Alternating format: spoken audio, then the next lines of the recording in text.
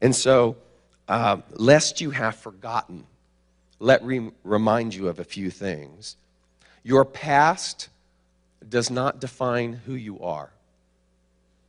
Your diagnosis does not shut the door to your possibilities, for you are far greater than your body. Your relationships or lack of them does not dictate your deservability to be loved and cherished. And your abundance is not dependent upon the human condition, no matter what. No matter what. And how many of us, in listening to those points, really go, yeah, I understand that. I get that God gives me everything that I need. So I can begin to disassociate, I can begin to surrender my allegiance to lack and to worry. And what I've come to discover is that that process is a life process. It's a spiritual practice, that remembering of why not me. And so over the years, I've developed all kinds of ways in order to support me in that. You know, when I look at success around me, and I see success all the time because my eyes are open, my heart is open for success. And so I invite you to do the same. And of course, that's going to be subjective for all of us, right? Because we all have different viewpoints of success. But when you see it, I want you to look at that. I want you to tag it. You know that game of tag? Tag is thanksgiving, appreciation, and gratitude. I want you to tag it. And when you see a picture of success or a person exemplifying success, I want you to look at that and I want you to go, why not me? Why not me? If I live in an unlimited universe, then the same idea, the same ways, the same amount of success that is available to them is available to me. And that's that allowing. You extend that invitation. When you see wholeness, when you see physicality that exemplifies strength and thriving, and you go, yeah, that's what I want. Rather than judging those people, look at them and say, why not me? Why not me? When you see people out there going, oh, Schnooky Yookums, I love you so much, and you're like, get a room. But inside, there's a part of you that hungers for that understands that that's what you want. Again, rather than making them wrong, look at them and say, why not me? Why not me?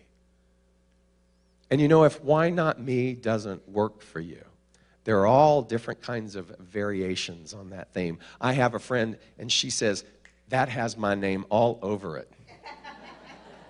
I like that one too. Or the spiritual philosopher Ernest Holmes used to say, never doubt, look at that thing and proclaim, I am that thing. I am that thing. And what you and I begin to do is open that sense of allowing and saying yes to that. And so in our path of spiritual practice, I often look at what are those things, what are those inhibitors that really keep us from the sustaining power of that understanding of why not me.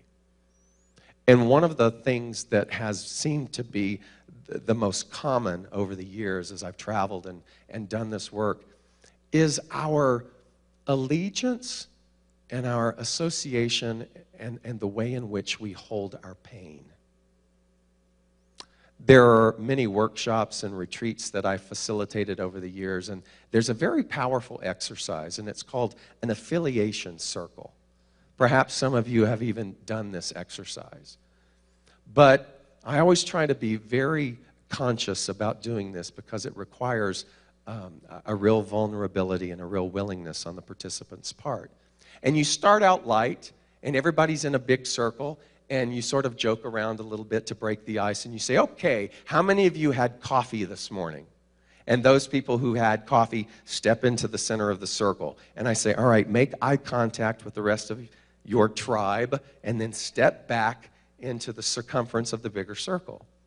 And then I say, all right, how many of you traveled more than 100 miles to be here? And those people who fit that criteria step into the center of the circle. I say, make contact, notice one another, and then step back into the circumference of the big circle.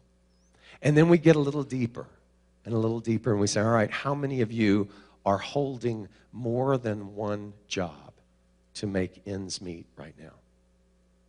And those people step in, and they connect to one another, and then they step back out. And I say, all right, how many of you are going through divorce, separation? Again, that same process. Until we even get deeper and deeper. Until we get to such things as, how many of you have experienced abuse? And those people connect to those who share that experience. How many of you have had rape, incest? And it just gets deeper and deeper and deeper. And people go, why? Why would you do such an exercise? Well, typically, it's to allow us to understand that we're not alone. To understand that as we walk this spiritual path, that there are others out there who share those experiences with us, and we're here to help empower one another. We're here to help remind one another. But I believe that there's even a more significant meaning to that exercise, and it's this: to understand that our pain isn't special. When we believe that our pain is special, that cuts us off from experiencing that infinite possibility. Why? Because we believe that our experience is a special occasion and we have sacrificed principle. And so all of us have our story. All of us have that experience.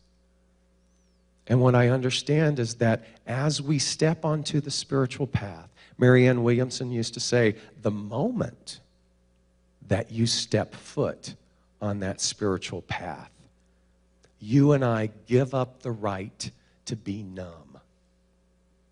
We give up the right to say, oh, I didn't know.